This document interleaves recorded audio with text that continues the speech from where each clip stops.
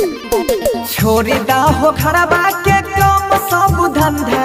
किया हो रसीद कटवा रसीद बोलो ने छोरी दा हो खड़बा के कम सब धंधा भौजी है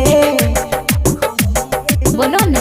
भौजी है निकाला सरस्वती जी के चंदा भौजी है जल्दी दह सरस्वती जी के चंदा जल्दी जल्दी निकाला ए नाम लिख ले लागल छै लॉकडाउन काम चले मंदा ए देवर जी सुनै छो ने लागल छै लॉकडाउन काम चले मंदा देवरा हो देवरा हो के न दियो पूजा के चंदा देवरा के न दियो सरस्वती जी के चंदा भौजी है जल्दी दह सरस्वती जी के चंदा कहबे कि ना एने सुने कॉपी लग बोखत रहे छी बाउ खाइ छे बाउ खाइ